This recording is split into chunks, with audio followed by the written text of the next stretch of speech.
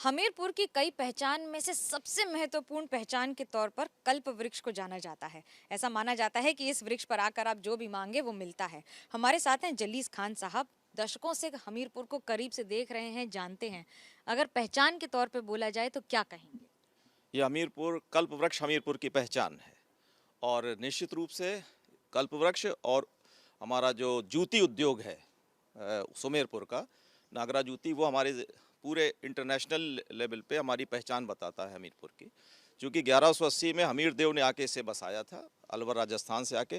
तो हमीर देव के बाद कल्प वृक्ष और नए युग में हमारी जूती जो है नागरा जूती, वो हमारे हमीरपुर की पहचान है और ओडीओपी में भी वो शामिल है।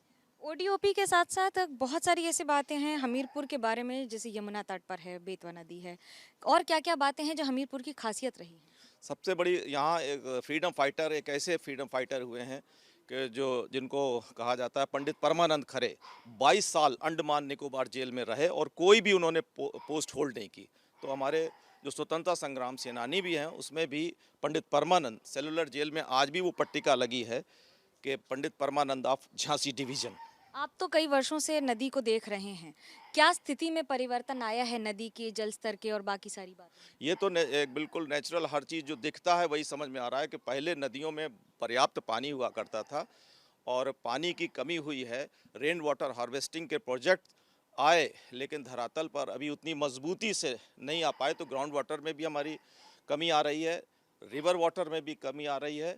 और चूँकि पानी से मुताल्लिक कोई भी ऐसा प्रोजेक्ट अभी जनसंख्या पर, जो बढ़ती जनसंख्या के आधार पर बनाया गया है, वो उसको आपूर्ति कर पाने में पूरी तरह से सफल नहीं हो पा रहा है। जनसंख्या एक बड़ा मुद्दा रहा है और कई लोगों ने इस पर आवाज़ भी उठाई है।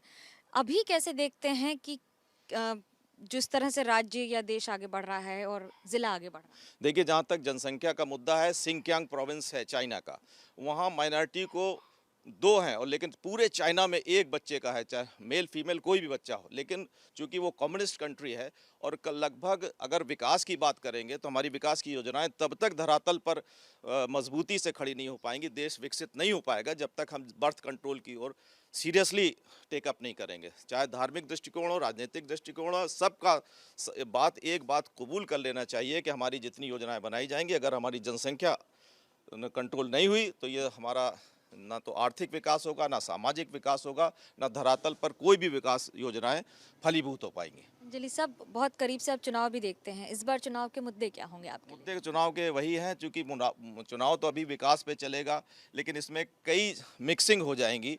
इसमें जाति के आधार पर किस को वो टिकट दिया जाता है, जो बरसों से चला आ रहा है। जैसे टिकट आप देंगे तो किस जाति के व्यक्ति है, पहले वो जुड़ेगा, फिर पार्टी का वोट बैंक जुड़ेगा और लास्ट में जो धार्मिक दृष्टिकोण है वो भी ध्रुवीकरण होता है। तो कई तरीके से अंततोगत्ता, क्योंकि जंग और की तरह होता है और जंग में हर चीज़ जायज़ है। ये बात सच है कि जंग में हर चीज़ जायज़ है और चुनाव किसी जंग से कम नहीं होता है। कैमरा पर्सन सूरज पांडे के साथ मनोज्ञा लोईवाल, हमीरपुर, एबीपी न्यूज़।